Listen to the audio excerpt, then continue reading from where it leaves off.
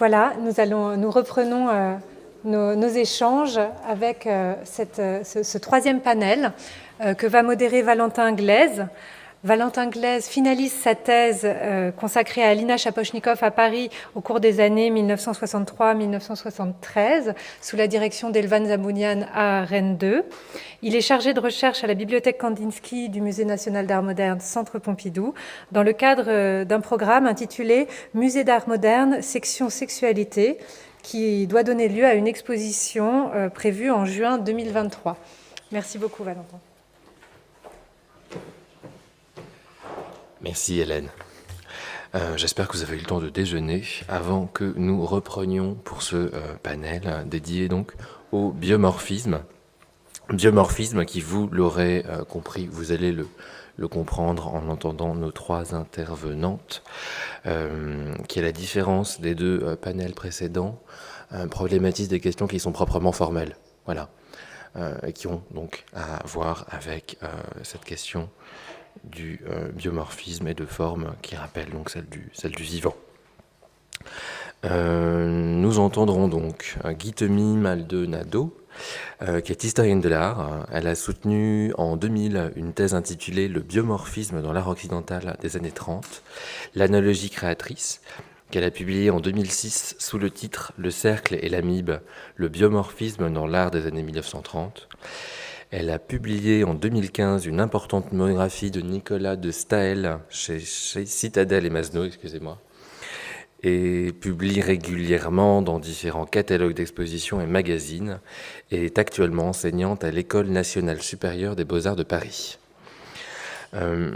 Puis nous écouterons Émilie Bouvard, qui est également historienne de l'art et conservatrice du patrimoine.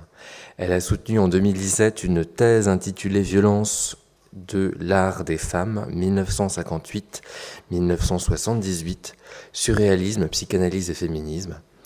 Elle a été conservatrice au musée Picasso entre 2013 et 2019, où elle était en charge des peintures, de la recherche et de l'art contemporain. Où elle assurait dans ce contexte le commissariat de plusieurs expositions, dont Picasso Mania, Picasso Méditerranée ou Picasso Chef-d'œuvre. Et elle est actuellement directrice scientifique de la Fondation Giacometti à Paris. Et Léa Vuong est également historienne de l'art. Elle est docteure du King's College de Londres, où elle est spécialiste de l'art et de la littérature française à l'époque moderne et contemporaine. Elle travaille actuellement sur les écrits de Louise Bourgeois à partir des archives. Et elle a publié en 2016 un livre intitulé Pascal Quignard, Towards the Vanishing Point, chez Legenda à Cambridge. Voilà, je vous remercie.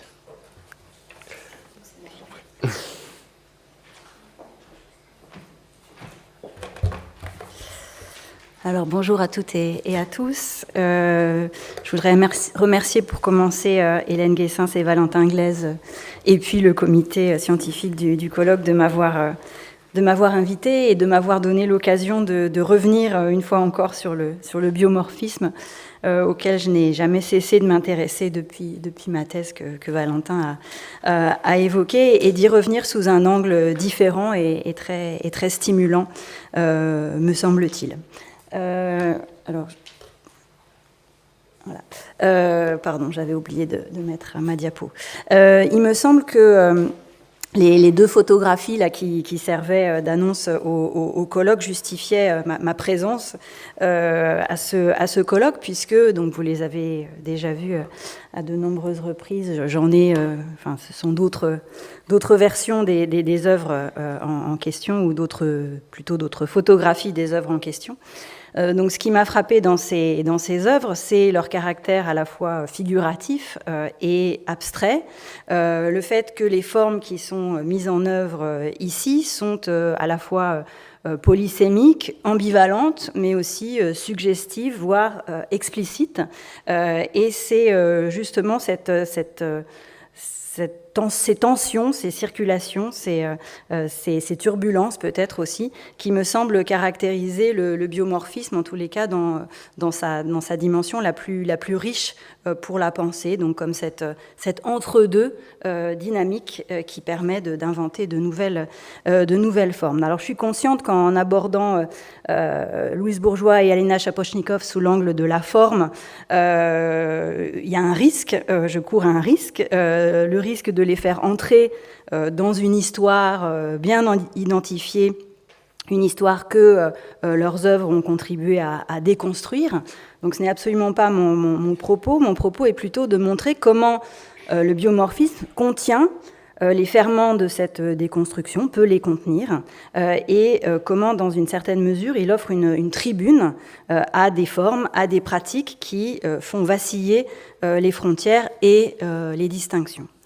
Donc les questions sous lesquelles j'aborde les deux œuvres, les deux artistes, c'est en quoi la notion de biomorphisme peut fournir un point de rencontre entre les deux artistes et leurs œuvres, et donc que peut produire une telle rencontre en termes de conception et de production de formes dans le champ de la sculpture.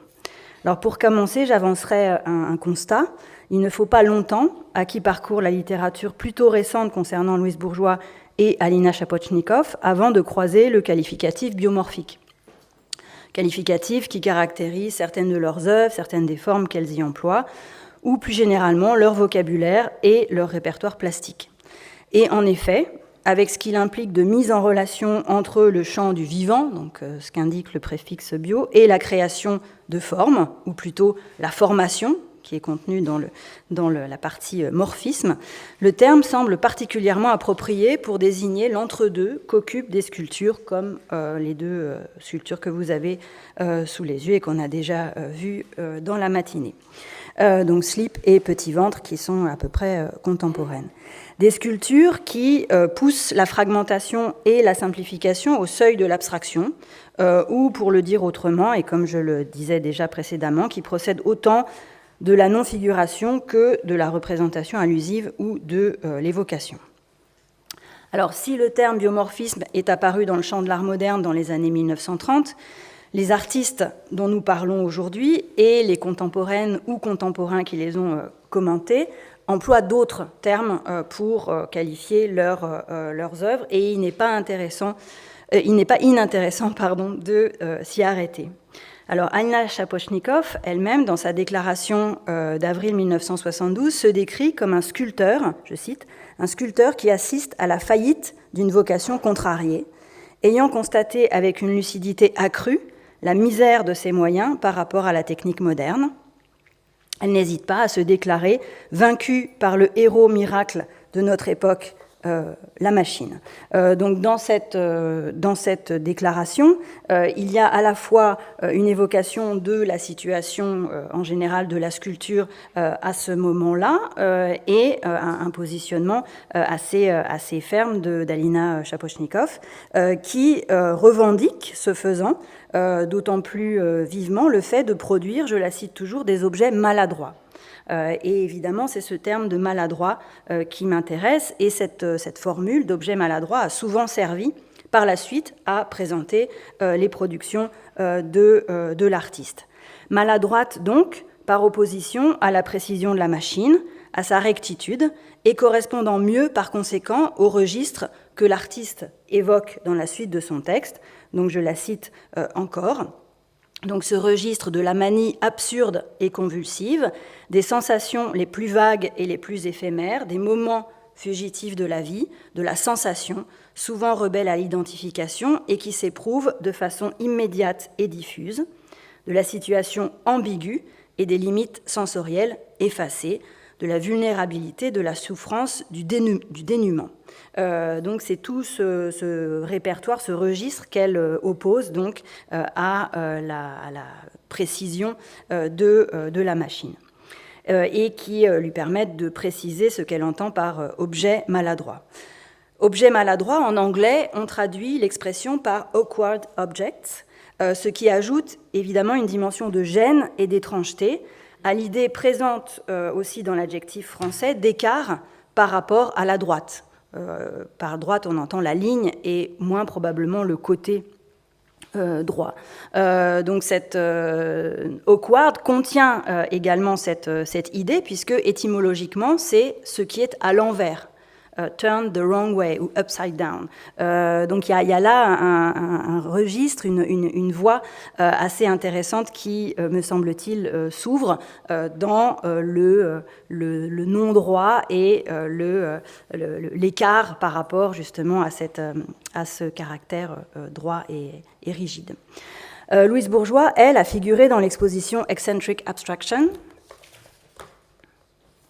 organisée par Lucy Lippard à New York en 1966, pour proposer une voie alternative au hard edge et à la rigueur qui se faisait alors jour et à la rigueur qui s'imposait dans un certain nombre de créations. Et donc cette voie alternative, elle l'a placée sous le signe de l'excentrique.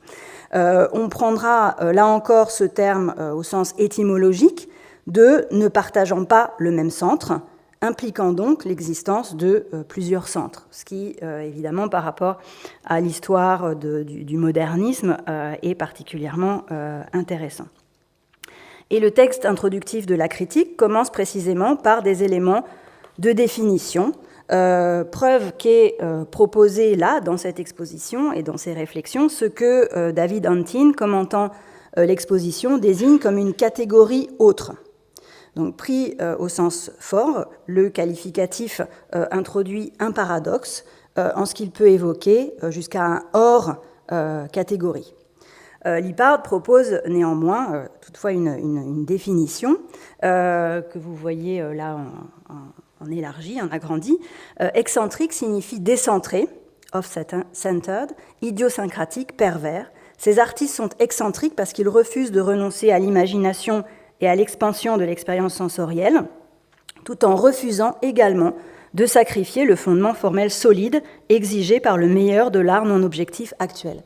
Et vous voyez que dans sa définition, Lucy Lippard envisage ces deux pôles, ces deux bouts finalement de la question, et montre que les artistes qu'elle a réunis choisissent de garder ces deux bouts et d'essayer de les tenir ensemble. La suite du texte décrit une position située entre peinture et sculpture, empruntant au surréalisme comme à la structure primaire. Donc cette expression, qui est employée depuis les années 1950 en biochimie pour désigner la composition atomique d'une molécule biologique et les liens chimiques qui relient ces atomes entre eux, et qui a évidemment, on le sait, été reprise quelques mois avant l'exposition de Lippard pour fédérer au Jewish Museum de New York les pratiques dominées par les formes simples et géométriques de la nouvelle génération de sculpteurs américains et anglais au sein de l'exposition Primary Structures. Un peu plus loin dans le texte, cet entre-deux est décliné en différentes caractéristiques, jamais opposées, et c'est tout l'intérêt, me semble-t-il, du texte de Lippard, puisque ces œuvres, je la cite, reposent sur la réconciliation de formes différentes, neutralisant deux aspects d'une forme ou d'une expérience, ne présentant pas deux entités distinctes. Vous voyez toujours cette idée de tenir ensemble les deux bouts. Au nombre de ces qualités pointées par Lippard, il y a, et donc ces qualités qui ne se trouvent pas séparées mais unies, il y a, et elle les énumère, le mou et le dur, le chaud et le froid, le tendu et le souple, l'angle et la courbe, l'intérieur et l'extérieur, qui peuvent faire partie de la même expérience d'essence. Et toujours l'idée que les deux sont présents en même temps. Louise Bourgeois figurait dans l'exposition, entre autres avec son portrait en latex qu'on a vu ce matin et qui était sur la diapo précédente. Donc son portrait en latex, emblématique de la recherche de matériaux réunissant ces différentes qualités, le dur et le mou, et du type de forme ambivalente, à la fois identifiée et inassignable, que privilégie Lippard. On peut en étendre les traits caractéristiques aux formes en transformation, qui sont visibles dans ces deux œuvres, Oiseau, fleur et Femme, couteau.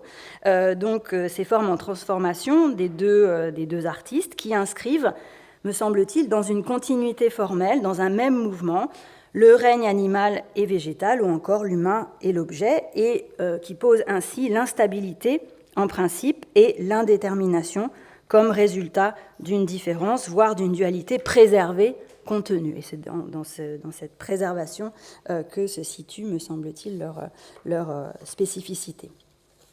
Peuvent entrer dans ce registre les associations que cherche Alina Shapochnikov entre les différentes échelles du corps et du paysage, dans sa série de paysages humains, donc le dessin que vous avez à gauche, et les recherches sur le mou menées par Louise Bourgeois, en rupture avec son travail du bois et de la verticalité, sur le paysage transcrit dans la matière, comme on a pu le voir ce matin, à la recherche d'une expression tactile et d'une mise en résonance du corps et de ces images du paysage, voire de la terre dans son sens plein, disons, dans son ensemble de soft landscapes.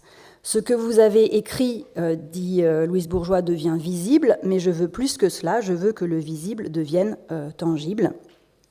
Et c'est ainsi qu'elle définit donc l'expérience sensorielle qu'elle entendait proposer au public de ses œuvres.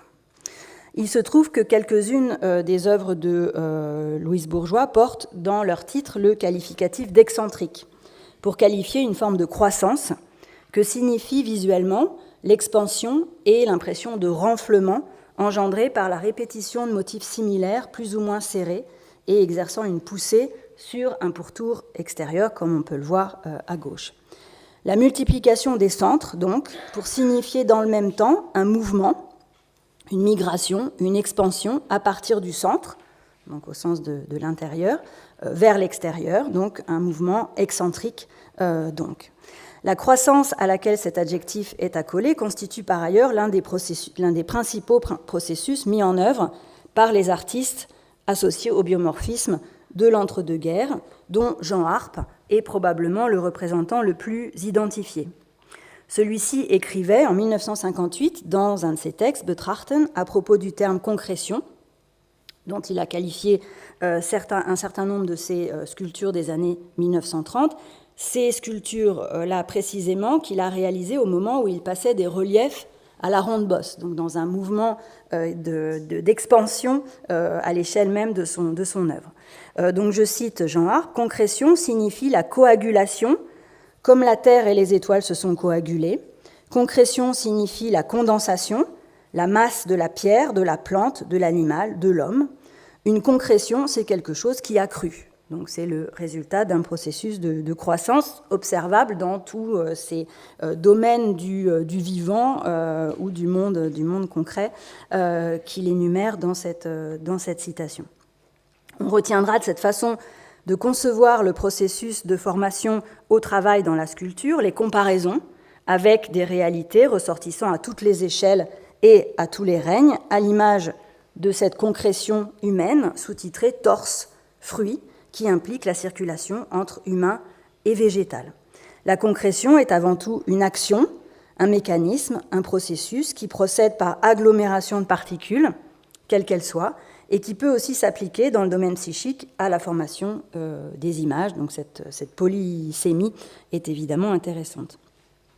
Nombre de sculptures de Louise Bourgeois et d'Alina Shapochnikov, qu'on a déjà vues ce matin, donnent à voir des processus de ce type, donc dans Cumul 1 par exemple, dont le titre est associé par l'artiste aux nuages, les cumulus, mais que l'on ne peut s'empêcher d'entendre en écho à l'accumulation de matière et de formes que l'on a sous les yeux, avec cette même multiplication, voire prolifération, qui régit Double Negative ou Soft Landscape 1, ou encore dans toutes les possibilités d'agencement des petits ventres en mousse explorés par Alina Shapochnikov autour de 1968. Accumulation, agglomération encore dans Number 72, donc que l'on voit au centre, avec ses 1200 cylindres de marbre et de travertin, la sculpture sur laquelle s'ouvre un article de Lucie Lippard, consacré à Louise Bourgeois, et dans cette tour labyrinthe qui l'illustre, lesquelles explorent un registre mêlant architecture et organique, et dont la seconde, donc la tour labyrinthine, montre un mouvement spiralé, c'est-à-dire du centre vers la périphérie, associé ici à un décentrement, et un décentrement qui implique une chute, un mouvement donc de descente. Ce mouvement de l'intérieur vers l'extérieur, from inside out, pour reprendre le titre de l'article que Lucie Lippard consacre à Louise Bourgeois, me semble être au cœur de ce que le biomorphisme peut permettre de penser pour les œuvres de ces deux artistes. On a vu ce matin la couverture aussi de l'ouvrage de Lucie Lippard, From the Center, où il est question là aussi de ce mouvement à partir du centre, hors du centre. Le motif de la spirale est très important pour la pensée de Louise Bourgeois, qui y voit un symbole de contrôle et de liberté et un moyen plastique pour exprimer des états psychologiques, des instincts et des formes de comportement. Un moyen intrinsèquement duel, puisque la spirale, ayant deux sens, deux extrémités, amène à devoir se positionner à la périphérie ou dans le vortex. C'est la question que pose Louise Bourgeois.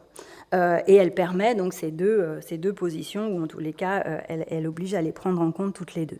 Alors, elle décrit justement ces deux positions permises par la spirale. Partir de l'extérieur, c'est, précise-t-elle, la peur de perdre le contrôle. S'enrouler, c'est un resserrement, une retraite, une compression jusqu'au point de disparaître. Alors que, je la cite toujours, partir de l'intérieur est une affirmation. Le mouvement vers l'extérieur est une représentation du don, du renoncement au contrôle, de la confiance, de l'énergie positive, de la vie elle-même. Et on voit comment les deux mouvements se distinguent très nettement, mais s'appuient sur une même dimension formelle. Et finalement, cette capacité à tenir les deux bouts se voit ici. Dans les deux cas, intérieur et extérieur se trouvent étroitement liés, se nourrissant l'un de l'autre, se projetant l'un dans l'autre, se retournant aussi l'un vers l'autre. On trouve une amorce de ce mouvement dans une sculpture parmi les plus géométriques de Jean Arp, les coupes superposées, qui datent de la fin des années 1940 et qu'on voit dans la photo de gauche au fond de l'atelier derrière Jean Arp, donc dans ce portrait de l'artiste par Denise Colomb, et dont une version en bronze figurait dans l'exposition que le Musée d'Art moderne de New York a consacrée à Jean Arp en 1958, exposition à l'occasion de laquelle il est d'ailleurs venu aux États-Unis, et à ce moment-là, il a rencontré Louise Bourgeois, comme en témoigne cette photographie. Le mouvement imprimé à la sculpture résulte encore une fois de la répétition de formes semblables, cette fois empilées à la verticale. Ce mouvement mêle élévation et déséquilibre, une dualité que développe par ailleurs le titre, qui en allemand, Schallenbaum, et en anglais, Tree of Boughs, associe l'arbre au bol, la nature aux objets produits par l'homme, la poussée ascendante et la courbure, un tronc et des contenants, évoquant aussi peut-être les empilements précaires des équilibristes tenus par le mouvement de rotation. Depuis l'intérieur, ou à partir d'un centre, parmi d'autres, se déploient toutes sortes de protubérances ou excroissances. Des bourgeons en couronne ou sur un tronc, des seins, une tête, des fesses partant d'un torse, donc ça c'est plutôt Arp, des seins qui se multiplient et s'autonomisent chez Bourgeois et Chapotchnikov, des tétons, des bulbes, des feuilles, des os ou sont des organes complets chez Bourgeois, des excroissances, des tumeurs chez Alina Chapotchnikov. Donc je vous montre quelques exemples ici, avec ce dessin d'Alina Chapotchnikov qui montre des personnages à excroissance. Ces éléments, donc ces excroissances, ont en commun d'être le résultat d'un développement, de faire saillie à partir d'un tissu organique et ainsi de donner forme visible et palpable, matérielle en tous les cas, à des processus internes, prolongeant cette dialectique de l'intérieur et de l'extérieur déployée par la spirale, qui, chez Louise Bourgeois, est aussi l'extériorisation du désir de toucher. On remarque que le torse est une forme, une partie de corps, fréquemment explorée par ces artistes. On en a vu un certain nombre d'exemples ce matin, et il y a le torse pré-adamique de Jean Arp, ici, qui me semble assez intéressant dans ces rapprochements et dans cette histoire-là. Alors, ce torse dont Griselda Pollock montrait que c'était peut-être l'emblème du masculin dans la sculpture, et dont l'étymologie, là aussi, me semble intéressante, puisque l'étymologie de torse, c'est tronçon, trognon, tige, donc il y a là quelque chose d'assez, qui s'écarte un petit peu justement de cette perfection formelle pour aller vers ces circulations interrègnes et puis quelque chose à la fois le début d'un développement potentiel, mais quelque chose d'imparfait, d'inachevé ou de tronqué. Alors, il en va là d'une recherche de forme unitaire mais non uniforme. Donc, ça, c'est les tumeurs dont on a déjà vu des exemples. Donc, il en va là d'une recherche de forme unitaire mais non uniforme, un entre-deux que Donald Judd, et on s'étonnera peut-être de le voir apparaître ici, que Donald Judd relève à propos des sculptures de Jean Arp qu'il a pu voir à la Cine Janis Gallery en 1963. On a vu précédemment une photo de cette exposition de sculpture de Jean Arp. Donald Judd écrit à propos de cette exposition: l'un des aspects intéressants de la sculpture de Arp, et qui est pertinent aujourd'hui, est qu'une bonne pièce est un tout qui n'a pas de partie. Les protubérances ne peuvent jamais clairement être considérées comme des unités autres, plus petites. Cela empêche même des sections partiellement détachées d'être des unités secondaires à l'intérieur d'eux ou s'ajoutant à une plus grande. L'absence de parties distinctes vous force à voir la pièce comme un tout. La complétude que possèdent la plupart de ces sculptures provient du sentiment passionné d'un corps. La perception de son tout domine ses parties. Et il est, me semble-t-il, intéressant de voir la sculpture de Jean Arp arriver comme ça dans les réflexions de Donald Judd, qui est à l'époque en train d'élaborer son œuvre minimaliste, son œuvre minimale, et ses propres réflexions, et qui n'en décrit pas moins de façon très précise ce à quoi tient le caractère organique des sculptures de Jean Arp. Donc ce sentiment d'unité dans la démultiplication, la bifurcation, l'écart et le décentrement. Donc toujours ces deux pôles qui me semblent là tenus ensemble. Judd met également au jour la conception particulière de la forme qui sous-tend ces différentes œuvres.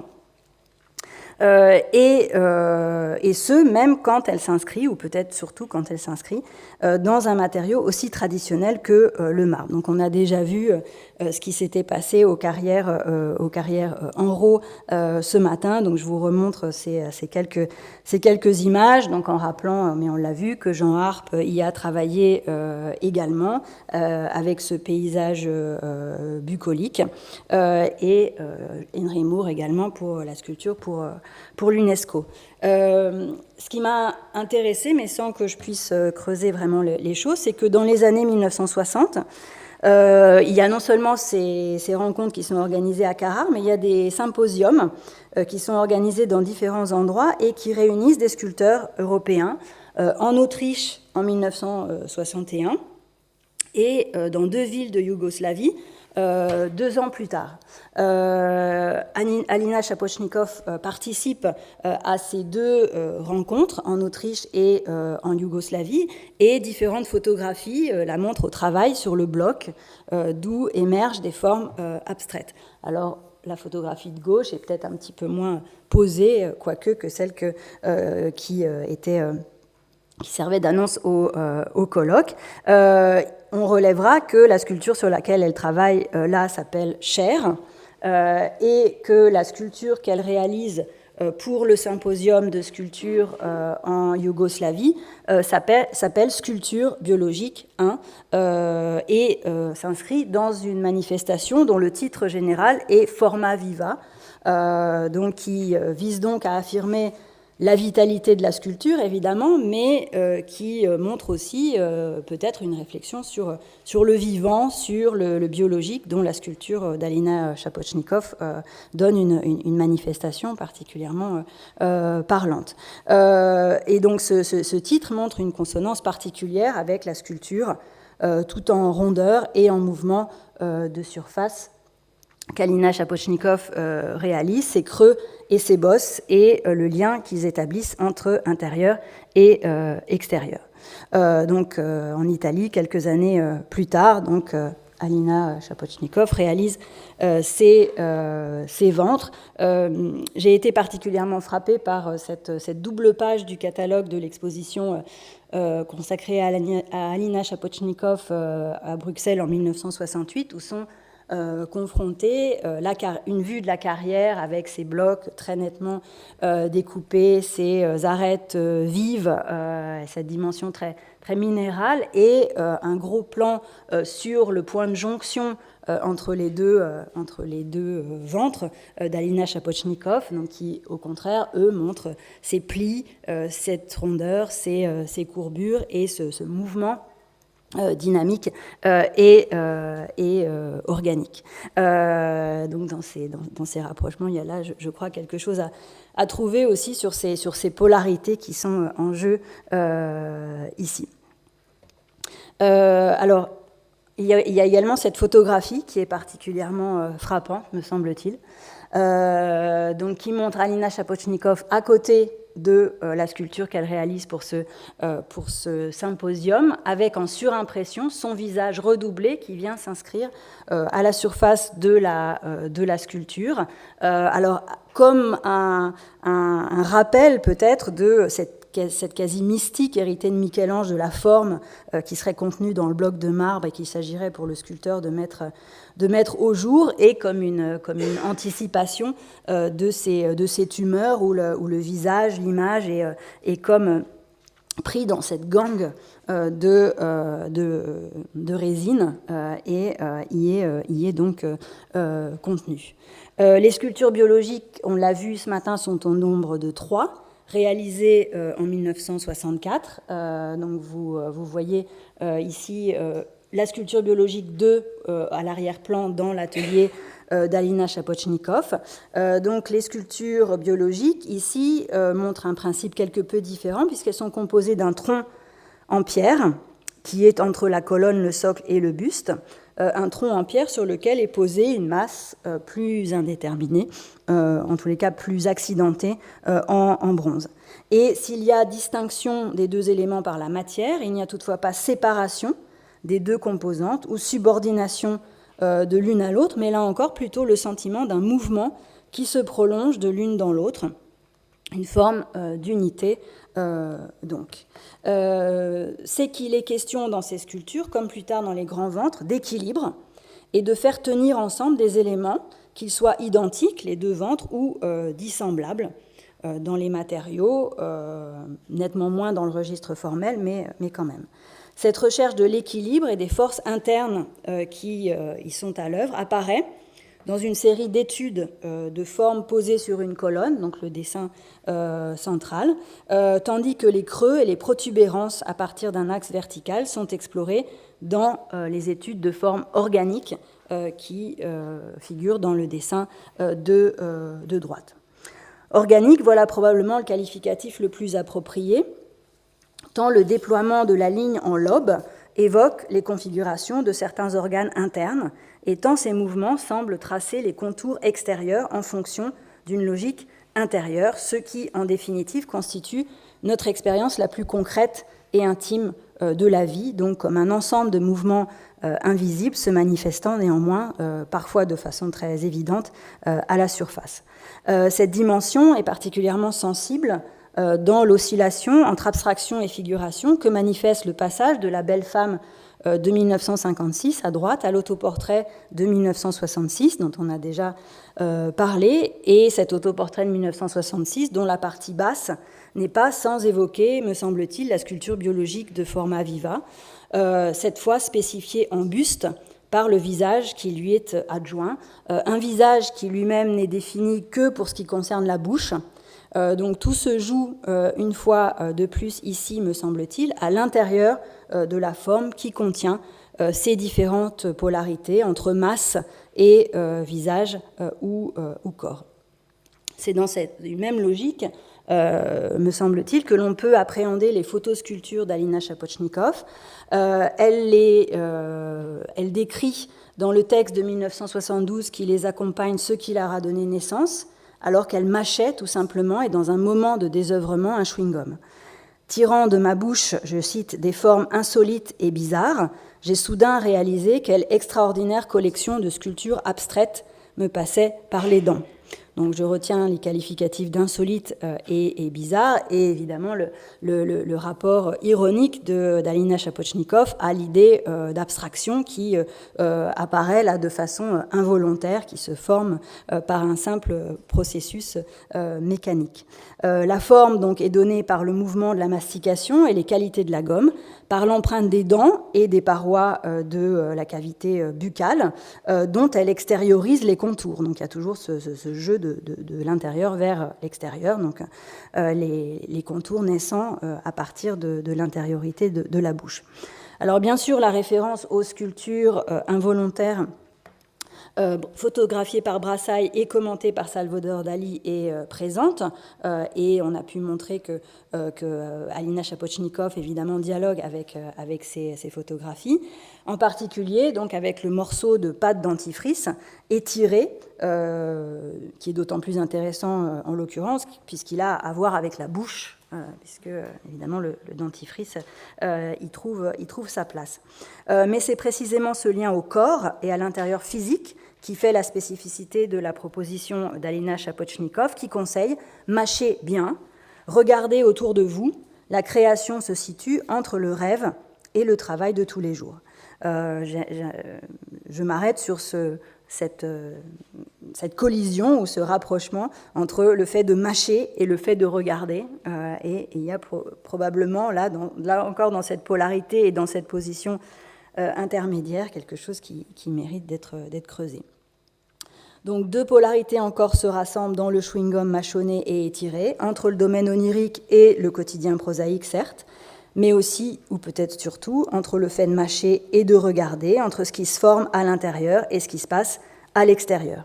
Une sculpture comme Voyelle, à droite, qu'on a vu aussi ce matin, pourrait bien y faire écho, avec sa forme de U, qui est aussi comme une bouche grande ouverte, avec la langue qui s'y loge, et bien sûr aussi forme de, enchaînement de formes et de contreformes, d'où semble émerger, émaner un moulage de lèvres, marquant le bord externe de tout appareil ou circuit intérieur, résumant pour l'extérieur en une configuration connue, une multitude de mouvements indéchiffrables et indéterminés.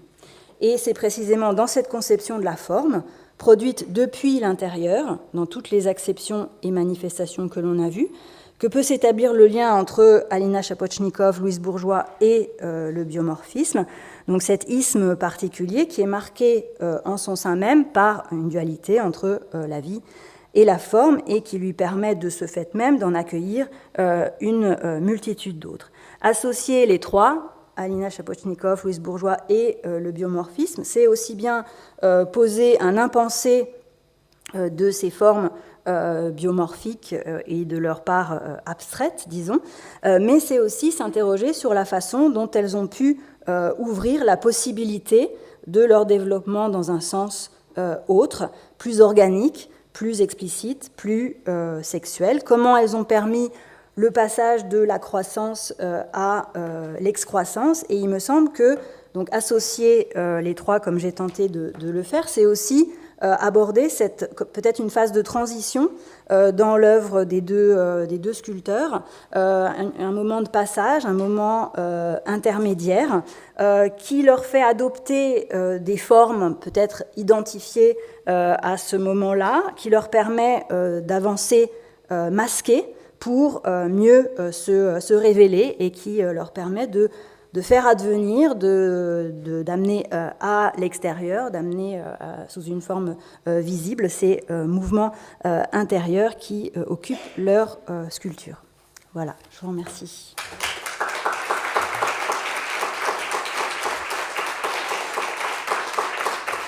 Colombe.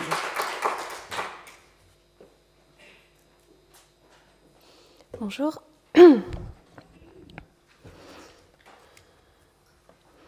Alors bonjour et bonjour à tous et toutes et merci infiniment à Hélène Guessens et à Valentin Glaise de m'avoir invité à ce beau colloque.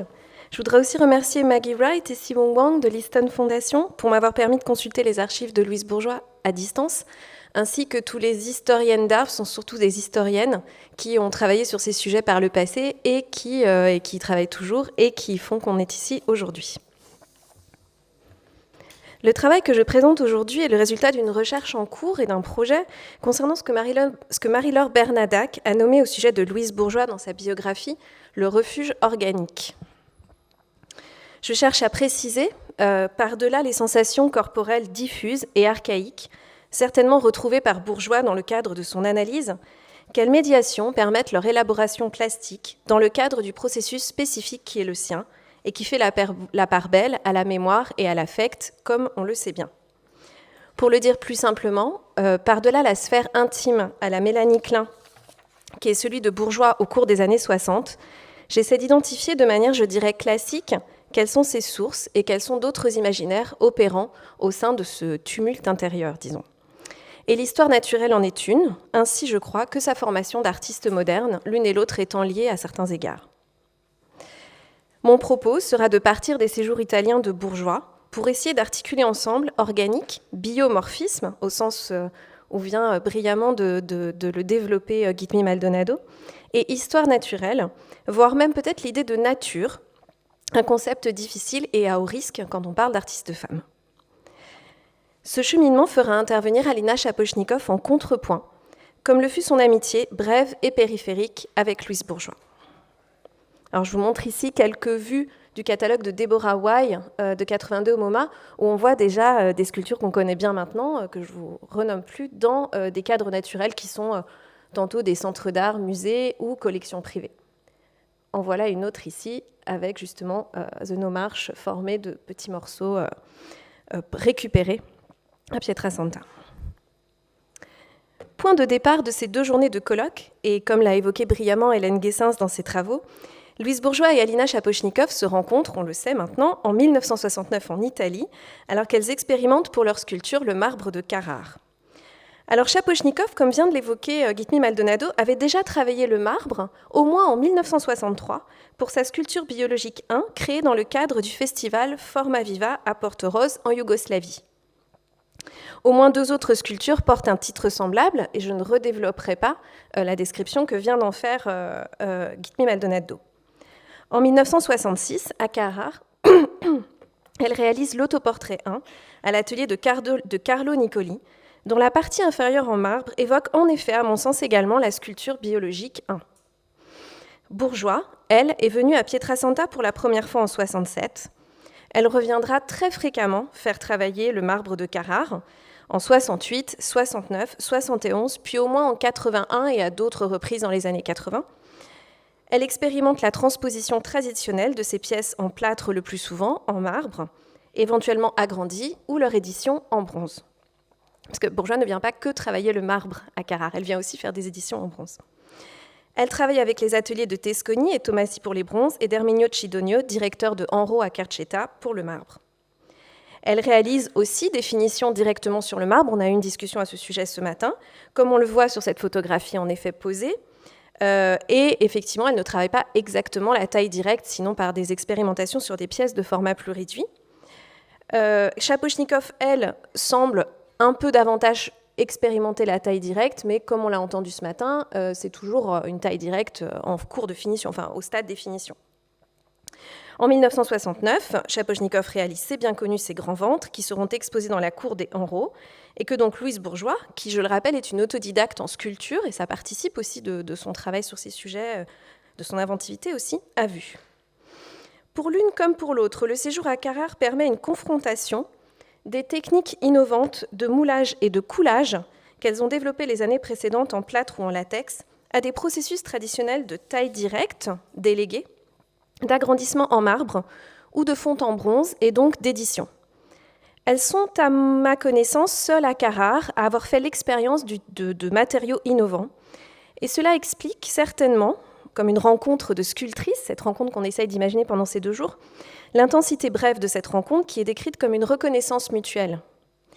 Elles sont seules alors capables d'envisager une forme de fluidité du motif qui glisse au cours du processus de modelage ou du moulage en latex ou en plâtre, au marbre ou au bronze, et parfois vice-versa. C'est pas mal le cas chez Louise Bourgeois, par exemple.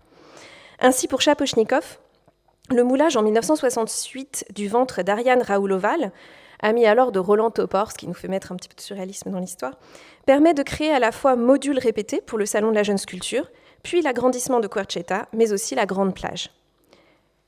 Louise Bourgeois, elle, s'est expliquée sur ce processus en le justifiant par la recherche de formes simples qu'elle définit comme à la fois géométriques et organiques. Dans sa recherche de la forme, en artiste moderne, et on a vu combien Harpe était important dans cette histoire, elle associe le marbre, pierre réputée tendre et douce, traversée de veines évoquant des fluides, à la coulée, et le bronze aux formes assemblées ou construites, comme vous le lisez dans cette citation. Mais on verra que cette distinction n'est pas toujours respectée, notamment dans le cas spécifique des moulages. Pour Bourgeois, les retours réguliers en Italie sont des jalons très importants de son processus créatif qui la ramènent périodiquement vers ce qu'elle appelle donc elle-même des formes organiques. Et c'est ça qu'on va essayer de préciser. Les marbres de la fin des années 60 et du début des années 70 marquent, c'est bien connu, l'apogée de l'abstraction excentrique déployée depuis le début des années 60. En 67, elle exécute plusieurs versions de slip, notamment en marbre noir et blanc, dont Le Grand Sommeil pour Alfred Barr, Tits, Black Torso et le très emblématique Germinal. C'est pas grave. On le verra plus tard. En 1968, les formes bourgeonnantes se multiplient dans la série de cumuls. Celle-ci, après une relative interruption, dans la seconde moitié des années 70 et le deuil peut-être de Robert Goldwater, enfin il y a une histoire de ça, réapparaissent dans le marbre au début des années 80, parallèlement aux Nature Studies, que l'on pourrait traduire par études d'après nature, ou études naturelles, ou études de la nature. Ce vocable renvoie à des êtres chimériques, tels la sphinge ou la chifox, ou bien à des pères dieux enchâssés dans des sortes de socles. Ce biomorphisme, au sens où Guitmi Maldonado vient de le définir, s'engage parfois à Pietrasanta dans une voie littérale. Dans ses notes du mois de septembre 67 et dans une lettre à Robert Goldwater, elle évoque des moulages d'organes et d'animaux entiers morts et éviscérés, un processus qui l'intéresse précisément parce que cela n'est pas, je cite, personnel ou artistique. Marie-Laure Bernadac précise dans sa biographie que les ouvriers lui apportent ces organes qu'ils gardent au frigidaire avant de réaliser un moulage puis une fonte. Un processus entièrement délégué donc, ce qui lui permettra plus tard de créer Heart, le cœur, puis Rabbit, dont je ne connais pas tout très bien l'histoire, mais en tout cas les moulages d'organes apparaissent à ce moment-là. Dans ses notes et dans une lettre précédente à son mari, elle évoque avoir rencontré le bibliothécaire de la Scuola Staggi, l'école d'art toujours active de Pietrasanta.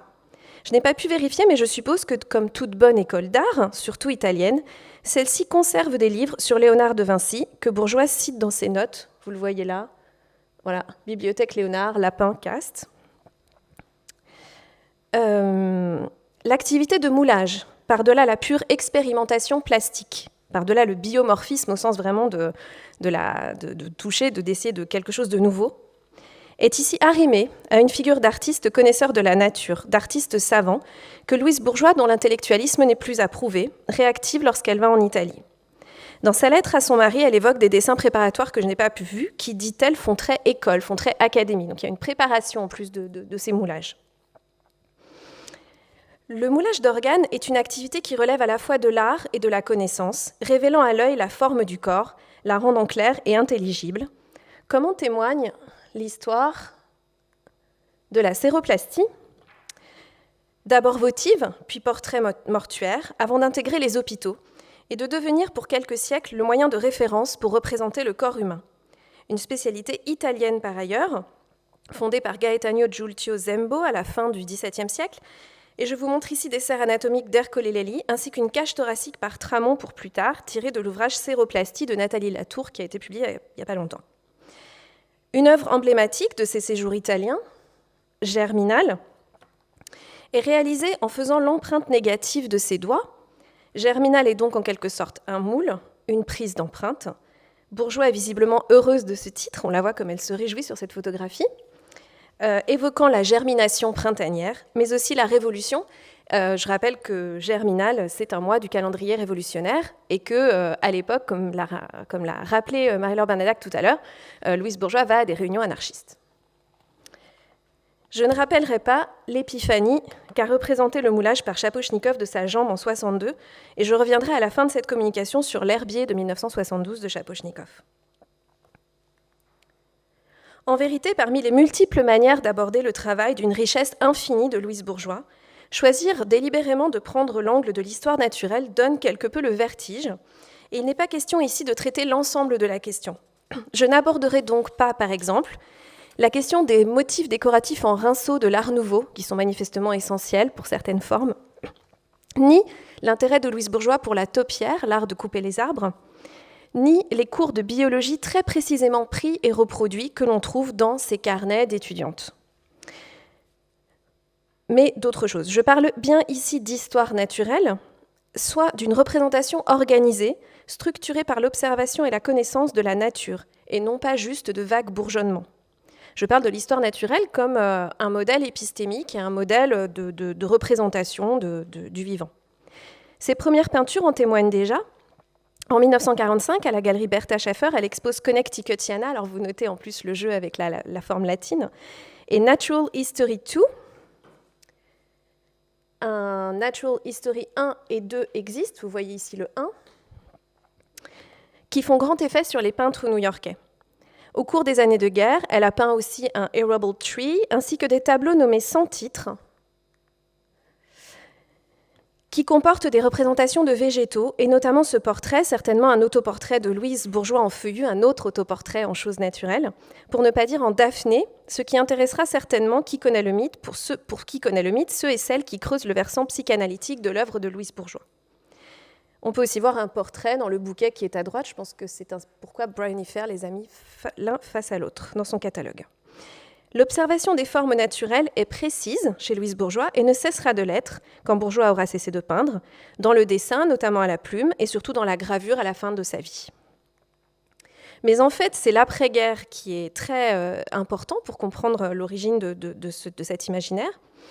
On voit que la représentation de l'histoire naturelle est organisée, compartimentée. On le voit par exemple dans les différents stades du Pinus sylvestris à droite et du Laureliston à gauche. Bernadac précise dans sa biographie qu'alors, Bourgeois consulte à la New York Library des encyclopédies d'agriculture et des ouvrages de botanique et qu'elle copie Georgia O'Keeffe, sorte de foremother américaine de fusion du corps, du paysage et de la botanique. En vérité, la bibliothèque de Louise Bourgeois comporte différents ouvrages relevant de l'histoire naturelle, hérités de son père, acquis pour elle ou pour la boutique d'estampes et de livres anciens qu'elle a tenus un temps, et auxquels, de fait, elle a eu accès tout au long de sa vie et dont vous voyez des exemples. Alors, je ne veux pas du tout survaloriser la présence de ces livres d'histoire naturelle dans la très vaste bibliothèque de Louise Bourgeois, mais simplement dire que ça fait partie des choses qu'elle a auprès d'elle et d'une certaine forme de représentation organisée de la nature. D'autre part, sur un tout autre plan, alors voilà d'autres choses. Donc elle a par exemple, alors ce sont des reproductions tirées de Gallica, mais de livres qui sont dans sa bibliothèque. Donc de la botanique, Buffon, voilà les insectes. Par ailleurs, autre source, elle évoquera à de nombreuses reprises son enfance à Choisy à Antony et une attention précoce aux formes naturelles que vous pouvez lire dans ce texte, extrêmement lyrique. Je peux lire juste les premières phrases. On aimait tous utiliser cette terre qui venait de la rivière pour nos cultures. Ce qui poussait bien, c'était le buis, qui sent tellement bon quand il pleut, et il y avait des aubépines blanches et roses, etc., etc. En 1965, comme vous le savez bien, elle suspendra Fée couturière, du nom d'un petit oiseau dont la sculpture est visiblement donc aussi le nid, dans un arbre lors de l'exposition annuelle de sculpture du musée Rodin. Et en 1996, elle accrochera les bienvenus dans un parc à Choisy. Sur ce sujet, elle est aussi, je crois, l'élève de Roger Bissière, qui fut son professeur à l'Académie Ranson dans la seconde moitié des années 30. Dans une lettre à Colette Richarme du 8 octobre 1938, elle écrira que c'est le seul professeur qu'elle regrette et qu'il vaut tous les Fris, Picard-le-Doubs, Lot, Darnat du monde. Comme cela éclatera dans sa peinture d'après-guerre, Bissière est un artiste particulièrement attentif aux formes naturelles, et mon hypothèse ici est qu'il transmet un peu cela à ses étudiants dans les années 30. Je précise qu'en 1914, il avait déjà tenté de monter un élevage d'abeilles dans le Lot. Pendant la Seconde Guerre mondiale, il s'exilera volontairement et cessera de peindre jusque vers 1943 pour pratiquer avec enthousiasme et sans grand succès, je cite, « la culture avortée de la lavande », l'élevage romantique du mouton confié à la garde de Charlotte Henschel, rescapée du nazisme et de l'Académie Ranson, l'entreprise forestière avec un compagnon nommé Manessier, l'élevage de la vache, etc. En 1938, Bourgeois demandera à Colette Richarme de lui, je cite, « décrire les paysages qu'elle voit chaque jour et les fleurs qu'il y a dans les jardins ». Le Bourgeois, quant à elle, justifie son intérêt pour la botanique dans un texte envoyé pour publication dans le catalogue de l'exposition Painting Prophecy à la galerie David Porter, où elle expose Natural History. Bourgeois y explique non pas qu'elle copie la nature, elle écrit que la photographie ferait mieux, mais qu'elle l'imite dans son processus lent, attentif, précis et spontané. Transposé à la sculpture quelques 20 ans plus tard, et je crois qu'on retrouve ce que vient de dire Guitmi Maldonado, cela donne une pensée du processus menant à l'élaboration de la forme par couche, par rajout et agglutination, que celle-ci soit coulée ou construite. La forme est ainsi à la fois spontanée et pensée, au fur et à mesure du processus, et non donnée a priori, ni le résultat d'un pur passage à l'acte désordonné. Le modèle de la germination, qu'il soit végétal ou humain, c'est-à-dire de la procréation humaine, de la grossesse, condense l'idée d'une croissance partiellement non déterminée, dont la forme finale n'est pas prévisible, mais qui obéit néanmoins à une forme de nécessité interne, laissant plus ou moins d'espace à la violence et à l'affect, qu'elle réintroduira dans une seconde lecture de cette œuvre quelques années plus tard. Voilà, donc elle écrira plus tard que cette même peinture est le fait de prouver que vous êtes vivant. Et elle va définir, je vais lire cette citation, c'est le fait de devoir prouver que vous êtes vivant, vous devez prouver que vous avez le droit d'exister, cela a à voir avec les documents, donc elle évoque des questions d'identité. Alors cette personne est complète, elle n'est pas infirme, c'est le symbole d'une personne, la plante symbolise un individu et il faut prouver votre droit à l'existence. Toutes les parties, peut-être est-ce sexuel, tous les membres de la plante sont là, elle a le droit d'exister, de grandir et de procréer. C'était au moment où je pensais que je ne pouvais pas avoir d'enfant. Aussi me suis-je prouvé à moi-même que j'avais le droit d'avoir un enfant. J'étais complète, je n'étais pas l'intermédiaire d'un homme, j'étais une femme. Toutes ces parties montrent que la plante va procréer. Ensuite, je suis passée à autre chose, je ne me suis pas fixée sur ce sujet, j'en ai trouvé un autre, l'angoisse était passée. La recherche de la forme organique chez Louise Bourgeois, je reviendrai sur la fin de cette citation, est ainsi un processus tout à fait documenté, travaillé, mûri au fil de nombreuses années de formation, de pratique et de lecture active. Ces sources formant un dispositif de médiation qui vient s'arrimer à sa vive sensibilité, encore approfondie par la cure analytique, ainsi en général qu'à son expérience de la vie, de la nature de son corps et de celle qui l'entoure, à son existence même, autre grand pan qui nourrit, mais comme tout artiste, n'est-ce pas, sa création. Prenons tout à fait au sérieux cette assertion de Louise Bourgeois selon laquelle elle se range du côté des existentialistes, de ceux qui s'intéressaient à l'expérience, je cite Destruction du Père. C'est dans ce cadre à la fois épistémique, discursif et intellectuel qu'il faut, je crois, replacer enfin ce qui relève de son expérience de femme ou de son intérêt pour les expériences féminines et par exemple des séries sur l'accouchement et la maternité qui sont à la fois une expérience et l'objet d'un intérêt scientifique. Louise Bourgeois s'amusait elle-même du fait qu'elle est une célèbre homonyme qui était une des premières sages-femmes, femme savante, femme qui rend les autres femmes sages. Progressivement, confrontée notamment à l'épidémie de sida et à la vieillesse, Bourgeois oriente sa curiosité scientifique davantage vers la médecine, plutôt que vers la botanique. Dans son livre « Louise, sauvez-moi », Maki Xenakis évoque l'intérêt de Bourgeois aussi pour le métier de son mari, chercheur au Presbyterian Hospital, et qui, au début des années 1980 en France, avait travaillé à la découverte du virus du sida. Je pense que ça joue aussi dans leur rencontre. Avec Xenakis, elle se remémore la maladie de sa mère, et encore plus en avant, la Première Guerre mondiale, quand cette dernière la traînait dans les hôpitaux de campagne au milieu des blessés, premières expériences visuelles fortes certainement, et premier intérêt pour la médecine. Elle s'intéresse finalement, selon le témoignage de Xenakis, aux photographies des laboratoires du lycée Fénelon, très laboratoire du XIXe siècle. Le titre que Louise Bourgeois donnera aux cellules, c'est là, aux cellules, la description très célèbre de Precious Liquids, où elle dit, voilà, il s'agit d'évoquer les fonctions physiologiques, et ensuite elle décrit tout un processus interne, corporel, viendra confirmer la réaffirmation de cette épistémée, mélange de médecine moderne et de théorie des humeurs, tout comme les grandes séries de dessins anatomiques des années 1990 et 2000, ou par exemple, très étrange portfolio, la série Dieu qui illustre en 2005 Homely Girl, A Life, repris littéralement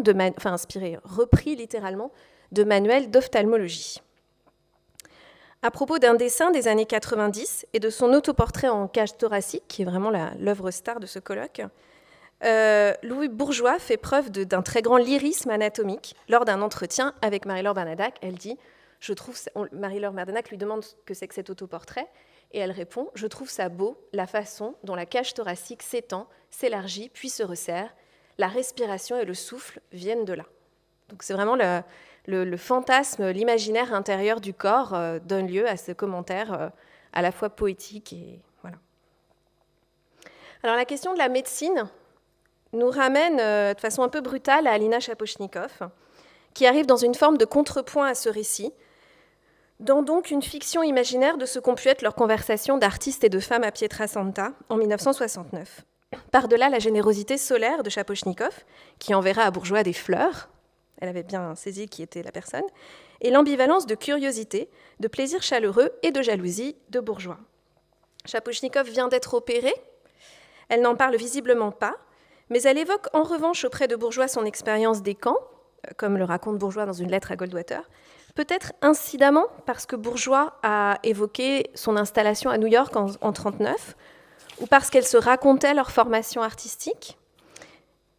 C'est une chose dont j'aimerais parler avec mes collègues polonaises, mais il me semble que Shaposhnikov a reçu une formation sensiblement semblable à celle de Bourgeois en tant qu'artiste moderne. Elle a appris peut-être à regarder la nature, je ne sais pas exactement comment.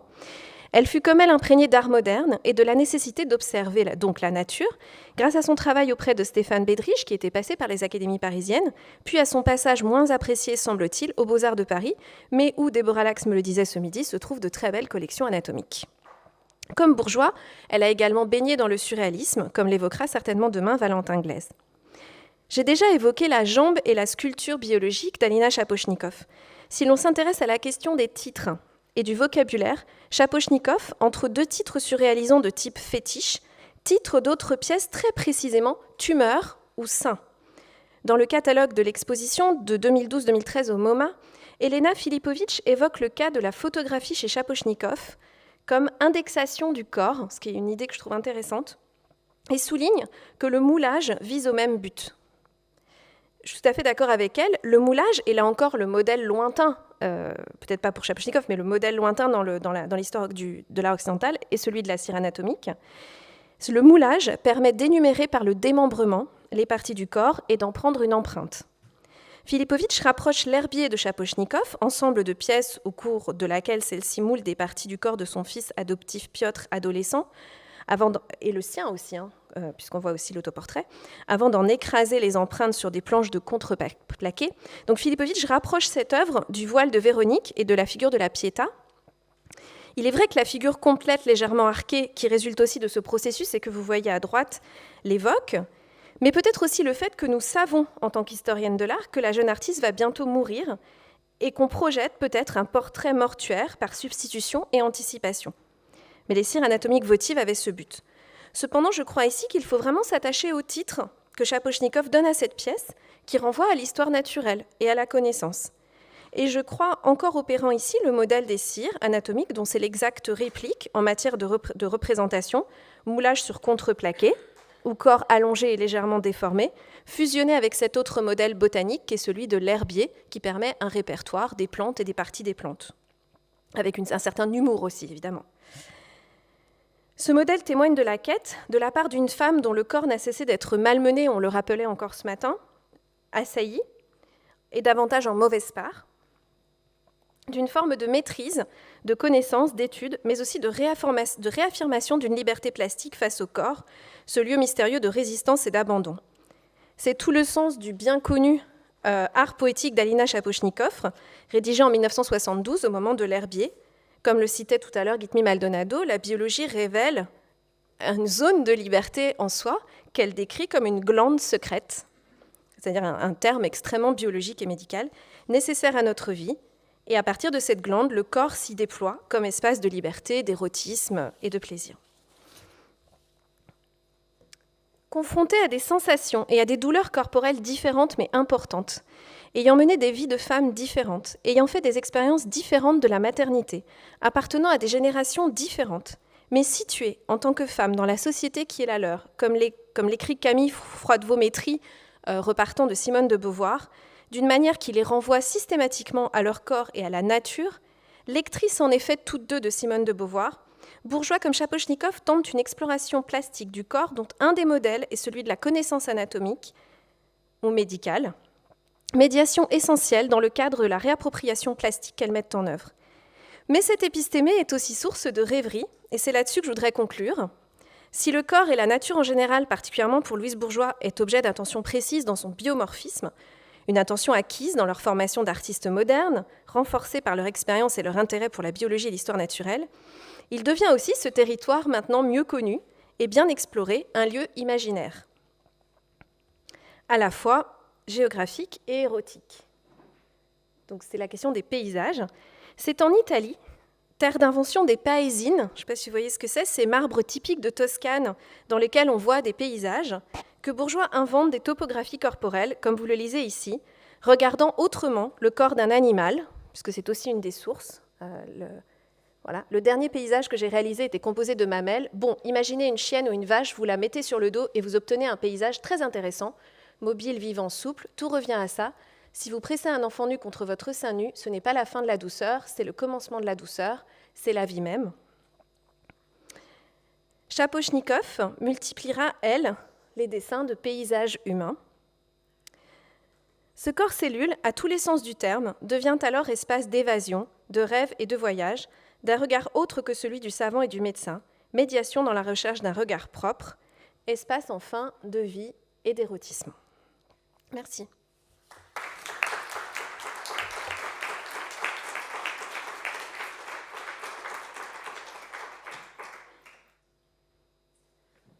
Alors, je vais commencer par moi aussi remercier Hélène et Valentin pour leur organisation et pour leur invitation, et Aware aussi pour organiser cet événement. Je vais dire ensuite que je vais parler en anglais, donc je passe en anglais. So I'll actually start with a word of warning. I'm not, as everybody else here, an art historian, but a literary scholar. And I was first drawn to the work of Louise Bourgeois as a reader, first of her writings, and then of the relationship between her writings and her work, and by extension between the realm of literature and her oeuvre as a whole. So I've been working on, as Valentin kindly said, on Louise Bourgeois' writings for a while, and I'm writing a monograph under contract with Penn State University Press, entitled Louise Bourgeois, the Artist as Writer, where I try to examine what it means to consider Louise Bourgeois as a writer in her own right, to study her oeuvre from a literary perspective, to read it as a visual and as a textual production. And where I think this perspective might be interesting here is because to adopt a literary perspective implies a change of relations. The artist does not only belong or resist specific periods or movements, but also takes part in a timeless and never-ending elaboration of an intertextual web of relations, acquiring its literary status by using intertextuality as a mode of production, and by participating in the production of the literary fabric. As the famous Roland Barthes saying goes, tout texte est un tissu nouveau de citations révolues. Old text is a new cloth woven with old quotations. Intertextual relations have the potential to redistribute roles, functions, and relationships. They might offer a model that differs from vertical chronological relations, commonly defined through terms like influence, emulation, model, master, student, rival, or friend. One of the questions posed by this symposium is, could the interactions between Louise Bourgeois and Alina Shaposhnikov be a paradigm for a new dynamic approach to the work of women artists? It's a question that I'd like to explore here by testing the following hypothesis. So to read both artists, which is to say to explore their works as intertext, made from transforming and combining other texts and other works, could be to uncover a new form of relationship, more horizontal, marked by both resemblance and change, a sororal relation which takes its source into a literary poetics. So for this presentation, I'll focus on a specific text that puts the works of both artists into relation, Ovid's Metamorphosis, and more particularly the myth of Arachne. So the reference to Arachne is, an obvious one for Louise Bourgeois' work, which gives a central place to the spider figure.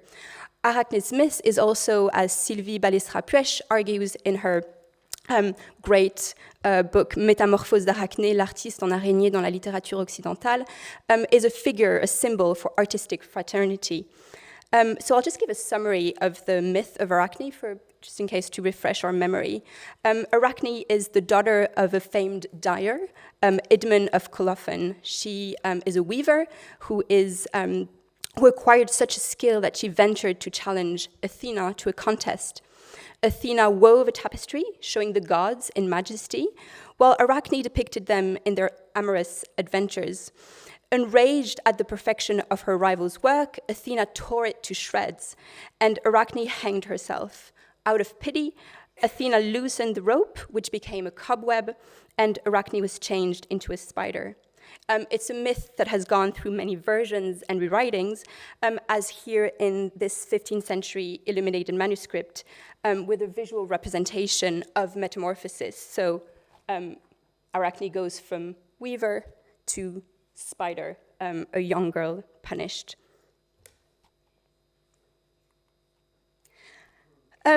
Why metamorphosis? So firstly, because its representation is central to the works of both artists. Alina Shaposhnikov is here posing behind one of her torsos with the words inscribed in her native Polish, "Thank you for the armor." And it's one of several portraits that we've seen this morning and this afternoon of the artist posing with her sculptures, standing in for parts of her own body. Louise Bourgeois is here, and again, this is a photographic portrait that we've seen today before. She's in front of her New York home wearing the latest sculpture Avenza. Both portraits, in a sense, are quite similar visually to the 15th century representation of Arachne. They're not bodies transformed, but they're sort of visual juxtaposition of different states of being. Prior to transformation and in between state, neither girl nor spider, neither human nor artwork, neither latex nor human flesh. And in all cases, the human figure is both revealed and concealed by their creation, by their artworks. Metamorphosis, Ovid's tales of metamorphosis are narratives where the story revolves on the process of transformation. Metamorphosis is also, by definition, the narrative form of transformation. It describes a process, not a process of abrupt change, the action of process of changing in form, shape, or substance. Importantly, meta as well is the reflexive prefix. It implies a change that is self-reflexive and self-conscious. So metamorphosis as a self-applied process. Both artists have in common this in-between state, propelled into a constant process of change. So in both these photographic portraits, several states are visually encompassed at once. There's different media, photography, sculpture, even writing, around the torso. For Alina Shaposhnikov, it's both photography, sculpture. For Louise Bourgeois, it's a portrait of the artist as an artist, but also as a wearer of their own art and as performing as well. This photograph of Alina Shaposhnikov is taken at her studio in Malakoff near Paris. Louise Bourgeois here is on the street in front of her Chelsea home. Both photographs also show two artists working outside of their home countries, in between cultures and in between languages. And more could be said about their respective uses of French and Polish, in words carved on artworks or as titles for their artworks. Metamorphosis is also a term often applied to Alina Shaposhnikov's work. Margot Norton describes Alina's Shaposhnikov's sculptural cast of her own body as a focus on representing metamorphosis in a sculptural form. Jonas Storv talks of un corps qui apparaît métamorphosé, so a body that appears in metamorphosis.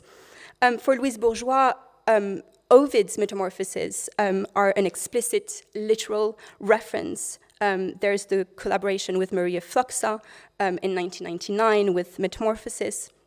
There are also the countless sculptures, paintings, drawings, and etchings that mix human and animal figures.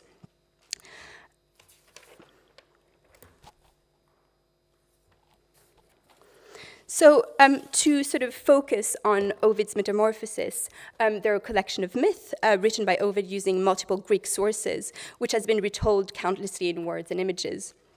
So the Rouen, the medieval manuscript that I showed earlier from Rouen is one example. Another example might be Picasso's 1931 illustration of the 1931 edition.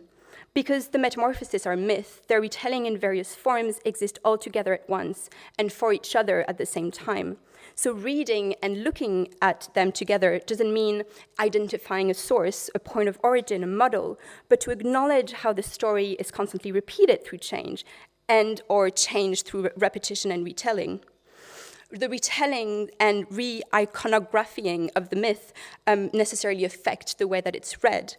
To simultaneously consider Alina Shaposhnikov's work, Louise Bourgeois' work, and the myth of Arachne is to read across art and literature and to look for the production of new meaning. The description of Arachne's metamorphosis in Ovid's words shows how the narration of this process, apparently simple, a young girl is turned into a spider, is actually much more complex and varied than we might remember or sort of know. It denotes both change and recurrence, and it implies a necessary fragmentation, indexing of the transformed body. So, as in this sort of short description of the actual metamorphosis, shows there are some elements in Arachne's body that are lost, so her hair, her nose, and her ears. Others are kept but change. They change in scale and in size. The head and the body, and notice the repetition. Her head shrank to the smallest size. Her whole body became tiny. Others stay on the belly, the thread, and the web. Others stay on but change forms. So a metamorphosis within the metamorphosis. The fingers, for instance, turn into legs. Picasso's drawing for the 1931 edition insists on the myth's centrality of the female artist. It reorganizes the usual distribution of roles, artist, model, artwork, represented, for instance, in his other illustrations for Balzac's Le Chef-d'œuvre inconnu, which I'll mention in a second. The illustrations here remind us of Arachne's independence as an artist and her self-certainty over her talent, which has made the figure of the weaver a stand-in for female artistic genius. See the related figures of Penelope and the motif of weaving, for instance, as writing in medieval literature.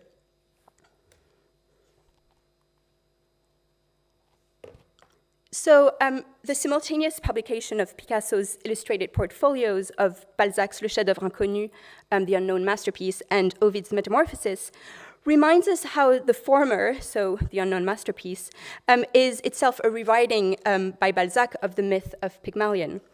The myth of the sculptor who falls in love with his statue and who Venus thanks by turning his sculpture into a living woman is Arachne's myth in reverse.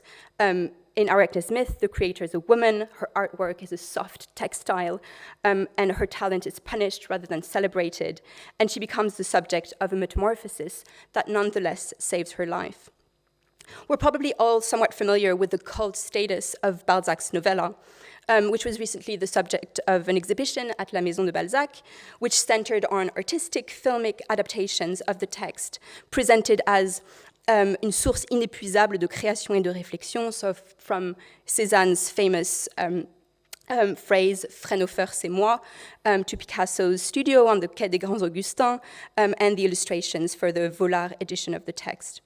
I have argued elsewhere that Louise Bourgeois' own exhibition at la Maison de Balzac in 2010, Moi, Eugénie Grandet, can be read through its intertextual relations with Picasso's illustrated version of Le Chef-d'œuvre inconnu, and as a self-conscious rewriting of the novella and the myth it itself dialogues with, and also with male artist identification with Fraunhofer, Balzac's version of the artist as a master.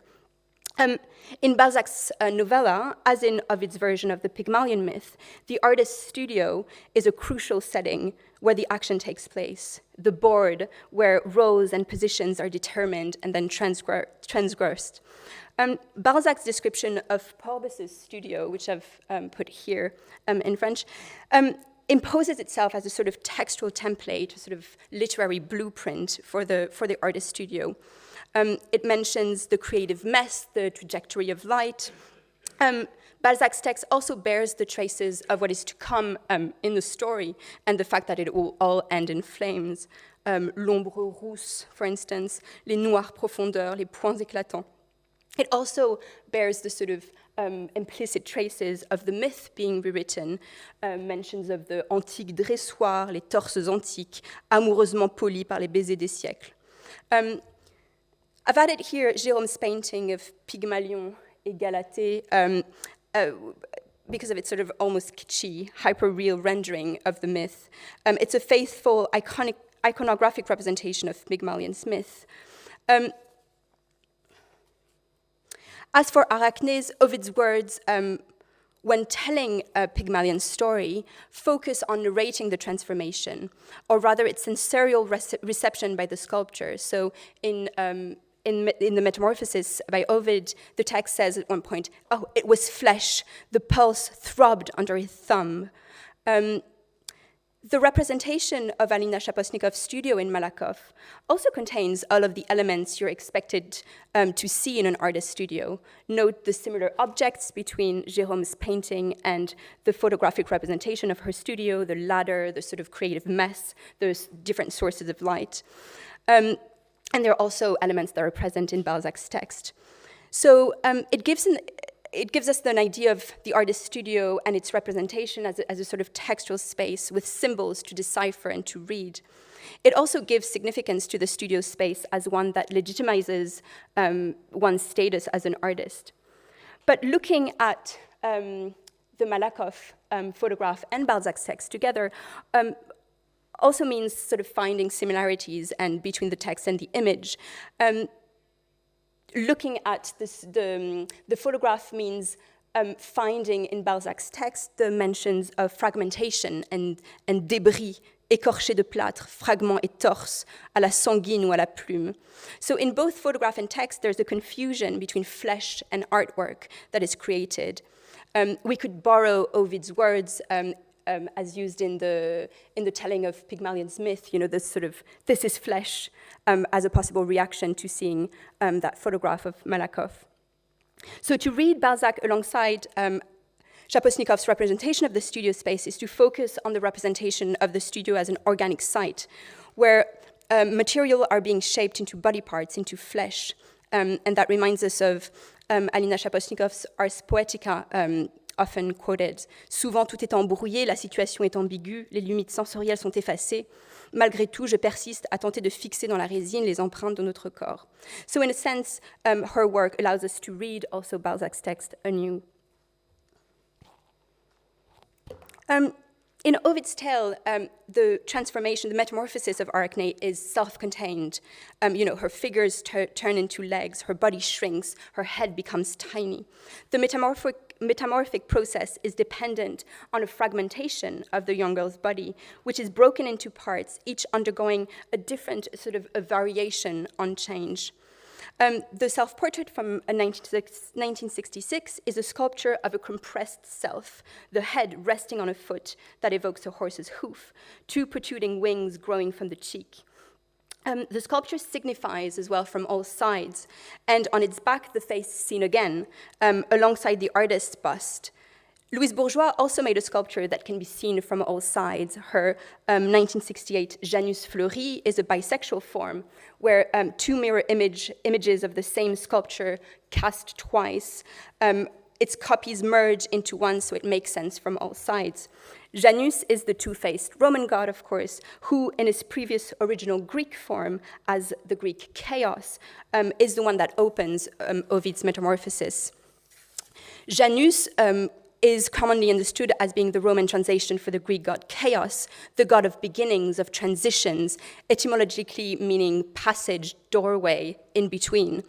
As such, it both stands for and precedes metamorphosis. It stands for what is being transformed in an in-between state of passage. So through the artwork's title, Louise Bourgeois makes an explicit but hidden link between her metamorphic sculpture and Ovid's text. Similarly, her 1999 work, Metamorphosis, is a sort of playful riff on Ovid's myth. And on plate 3 of this work, Louise Bourgeois turns Shaposnikov's three-dimensional fragmented and compressed self-portrait into a two-dimensional figure, which she inscribes on a page. So, as in Alina Shaposnikov's sculpture, the face is partially hidden, yet supported, I might come back to this, yet supported by a foot.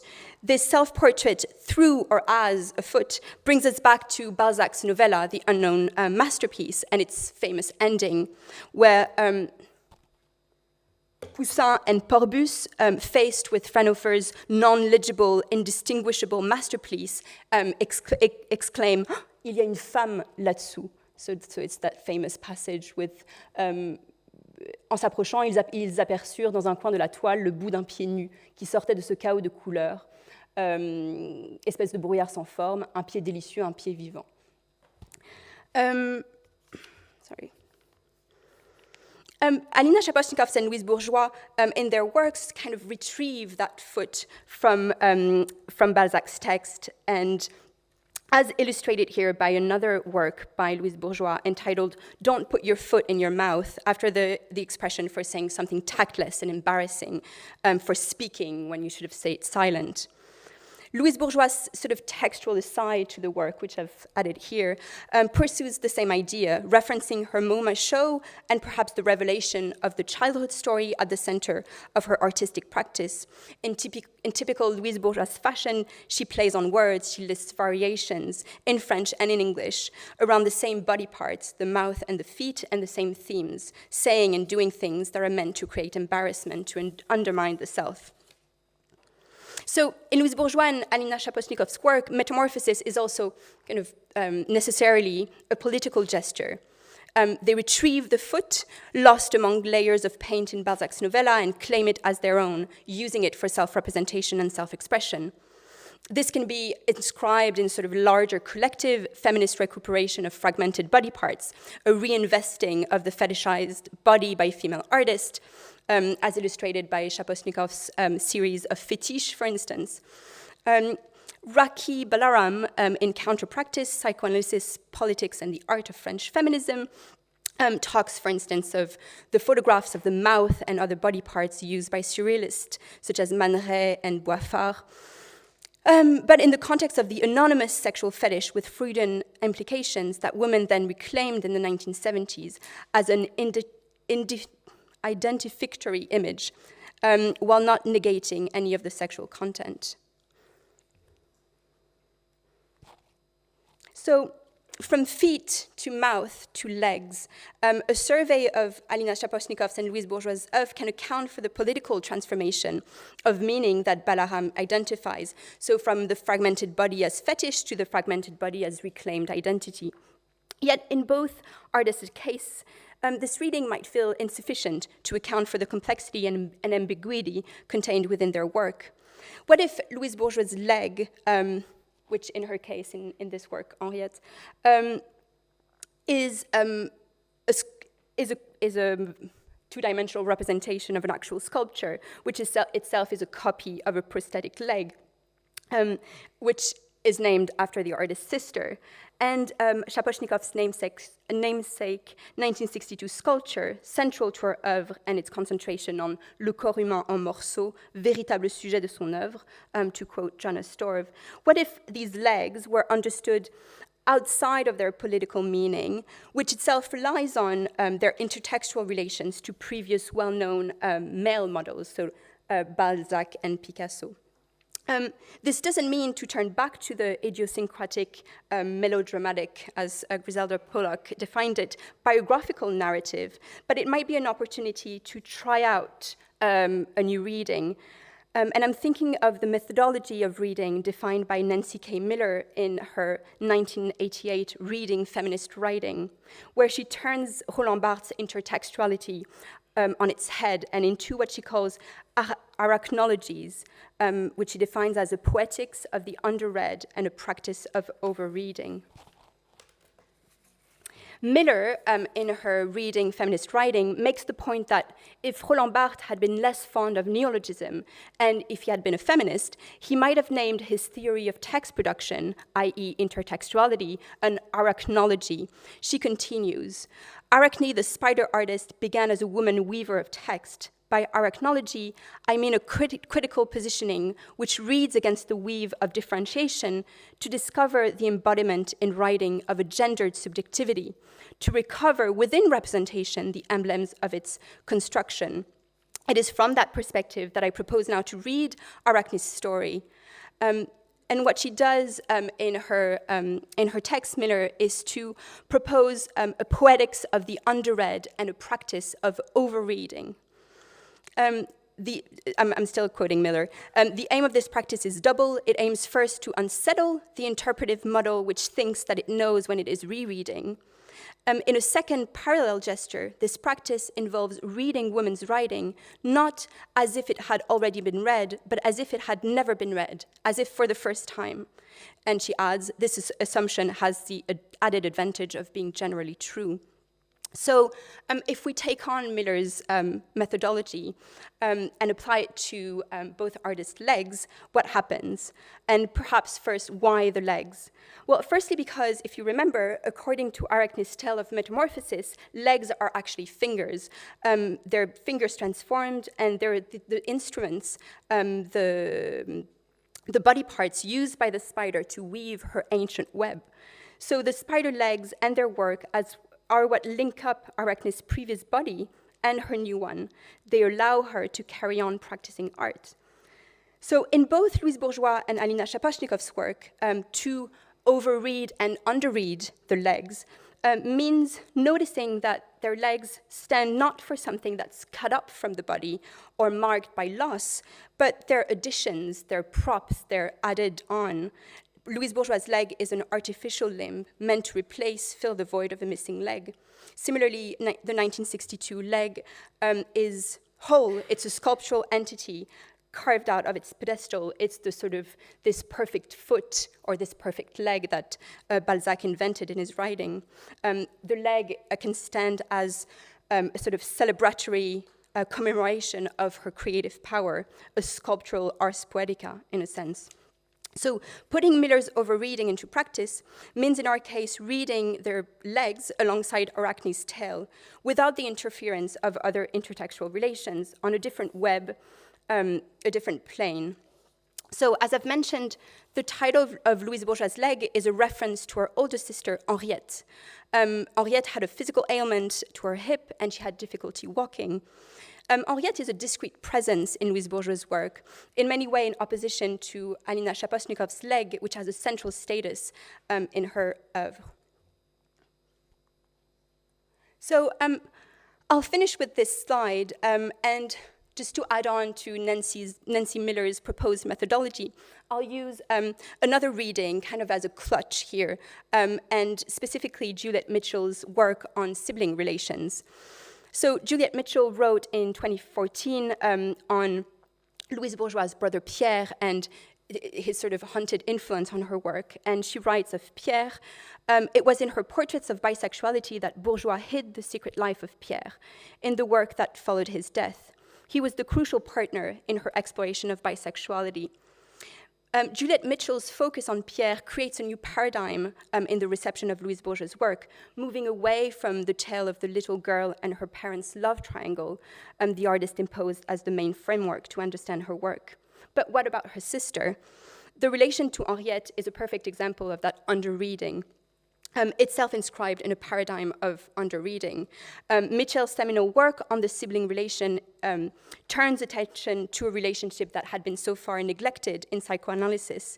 As she writes in an interview published in 2005, the direction was from parent to child. The interpretation of the horizontal and the vertical is always there, but one didn't analyze siblings in any systemic way. While the arrival of Louise Bourgeois' younger brother Pierre gave way to ambivalence, as Juliette Mitchell argues, and the fear of being replaced, the relationship with Henriette is different. It's a feeling of being on top, of being an addition or a variation of the same. So in Album from 1994, for instance, Louise Bourgeois writes next to family photographs, they proceeded to have another one who was by God. It was another girl. It was Henriette. And then next to a picture of herself, she writes, then they had another brat named Louise. It was me. So the relationship with Henriette is expressed explicitly in Album and metaphorically in the motif of the leg or the clutch, as in Topiary here, a series of fruits born out of the same tree, a repetition of the same, but also kind of different and new. There's a similarity with Alina Shaposhnikov's fish-like eggs filled with multiple faces, which seem to be all the same, but are actually all in slightly different angles. So, and I'll finish here, from intertextuality to overreading the underread, from putting your foot in your mouth to giving a leg up. What I've tried to show is that the leg might stand in for a metamorphosis of the self, a symbol for the possibility of another form of relations, a relation based on series, same but different, a sororal poetics as a form of production, and a model for understanding resemblances, variations, solidarities, repetitions, but also singularities across the works of these two women artists. Thank you. Merci.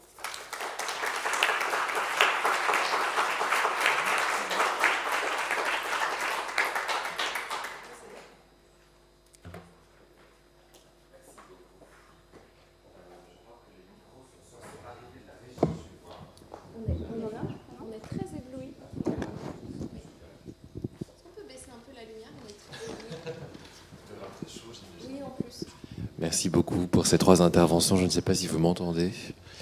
Dont l'enchaînement était très intéressant, je trouve, puisque Guitmi, d'abord, vous avez contribué à définir ce terme d'une certaine manière de biomorphisme qui construise voilà, ce répertoire formel, dont vous avez exploré, Émilie, ensuite voilà, les sources dans la bibliographie, dans la bibliothèque de Bourgeois, avant que vous, Léa, et c'était tout à fait intéressant, changer tout à fait de logiciel, ce qui est un peu déroutant pour nous, historiens de l'art, mais ce qui n'est pas déplaisant pour autant, puisqu'effectivement, de votre côté, dans la manière dont je l'ai perçu, le biomorphisme touchait quasiment à la manière dont vous lisez cette œuvre, en parlant d'arachnologie. C'était tout à fait intéressant, il s'agissait quasiment de lire ces deux œuvres ensemble à la manière d'une araignée, avec ce mythe d'arachné que vous avez évoqué tout à l'heure. Avez-vous des questions à adresser à nos trois intervenantes ?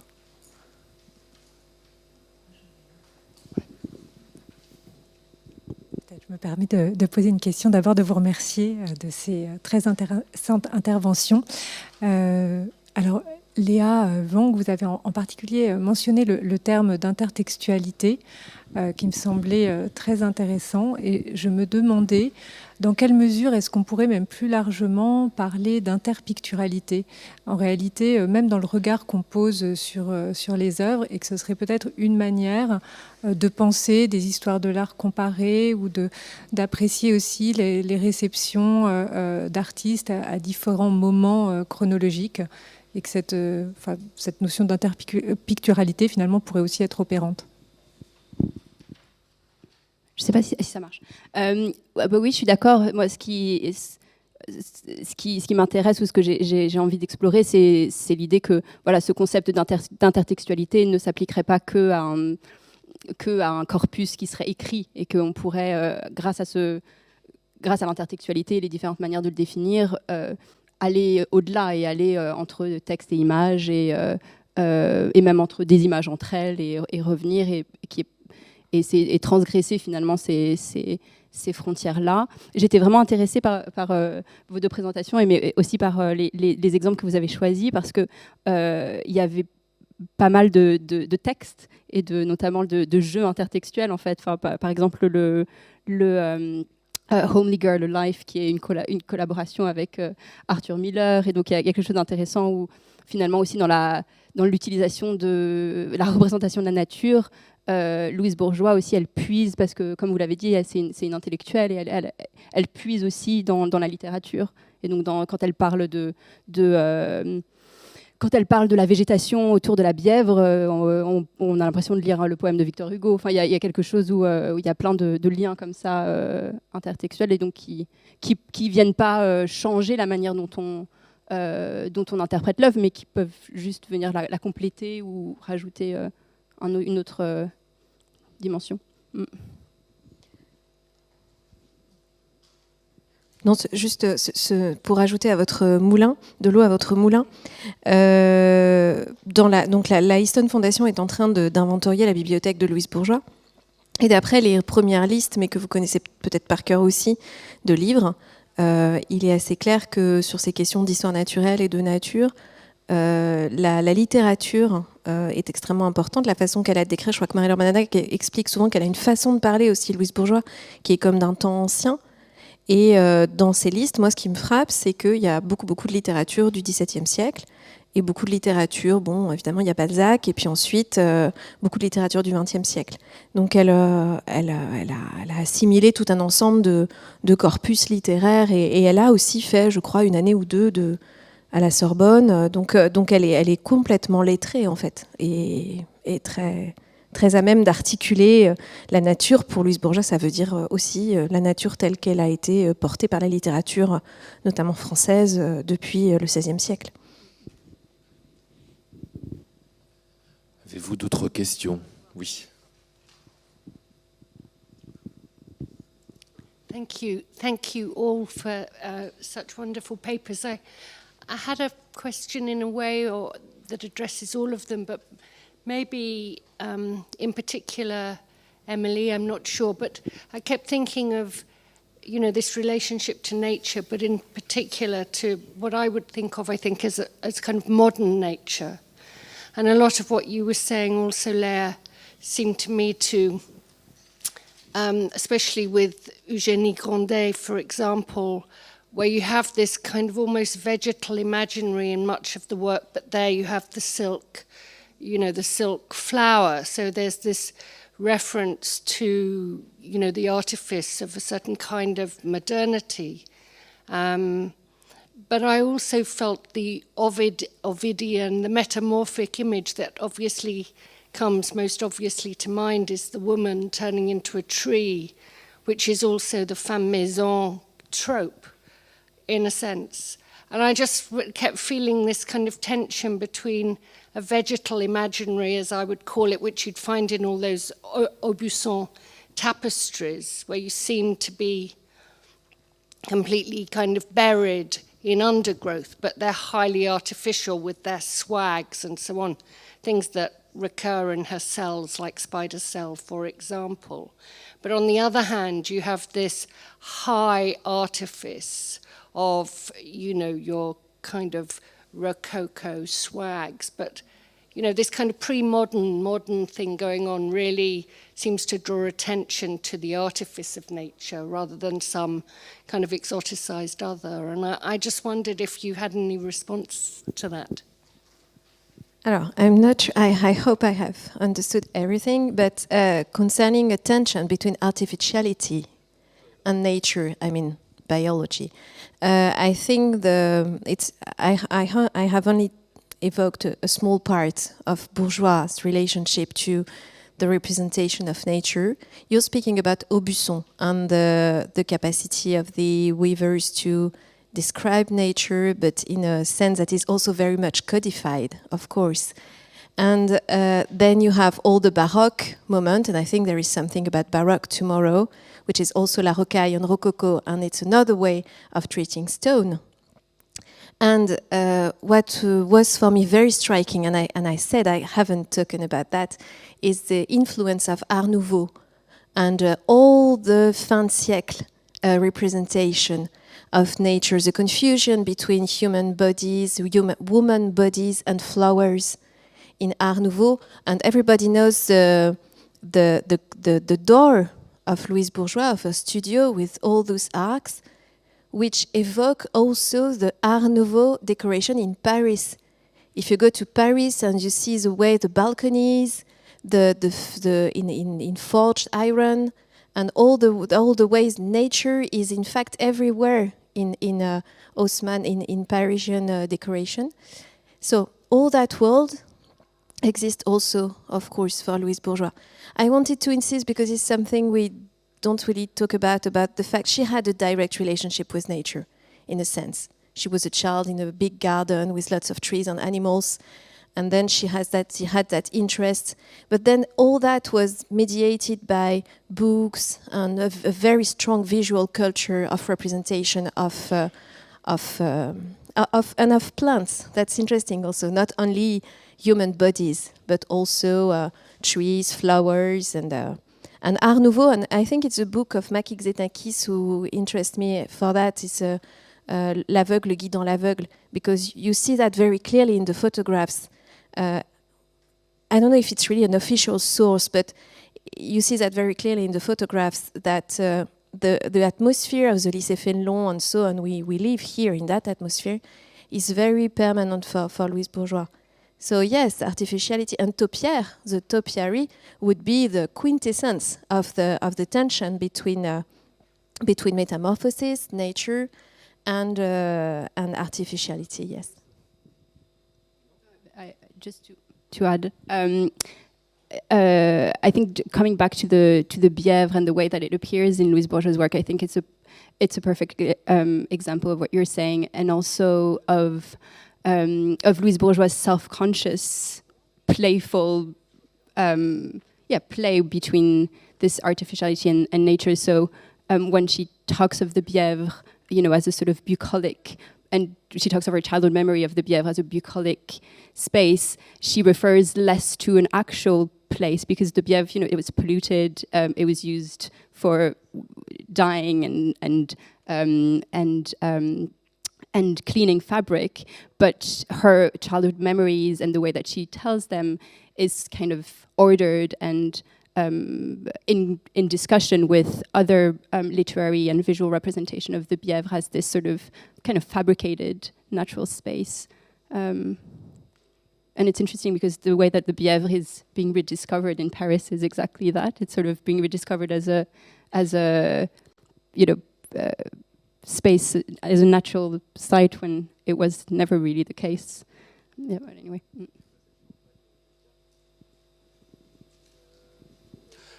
J'avais peut-être un commentaire ou une question plutôt pour vous, Guitmi. En vous écoutant, je repensais à un livre que j'aime beaucoup à titre personnel, qui est Le Mou et ses formes de Maurice Réchuret, qui est structuré en fait d'une manière extrêmement intéressante et un peu singulière à ma connaissance. Je suis rarement, voire jamais retombé sur cette pensée-là, qui est vraiment typologique, où le livre de Fréchuret est chapitré avec des verbes, nouer, entasser, je crois, suspendre, etc. Et en vous écoutant, j'avais l'impression que c'était quelque chose que... Ouais, cette pensée de la typologie par rapport à cette question du bimorphisme, quelque chose qui pouvait jouer dans votre manière de le concevoir, mais je me trompe peut-être. Oui, alors c'est vrai qu'il y a ce qui est intéressant et par rapport à ce qu'a dit, ce dont a parlé Émilie aussi, c'est que je pense qu'il y a à la fois de la typologie et une subversion de la typologie, parce que du fait même que toutes ces formes ou toutes ces procédures, elles sont foncièrement polysémiques, et c'est leur intérêt. Elles échappent aussi à toute tentative de classification. Donc là aussi, j'ai l'impression qu'on retrouve une tension au registre de celle que j'ai essayé de montrer, qui est entre à la fois la distinction, la typologie, et puis quelque chose qui échappe foncièrement à ces catégories-là. Et je me disais, à propos de ces questions de forme ou d'un imaginaire de la nature qui est présent évidemment depuis bien avant les époques dont on parlait, je me demandais s'il n'y avait pas à la fois une façon de marquer évidemment la présence de cet imaginaire-là. Enfin, on conçoit bien qu'en particulier pour Louise Bourgeois, ce sont des formes qui sont présentes. Donc une façon d'indiquer cette présence-là.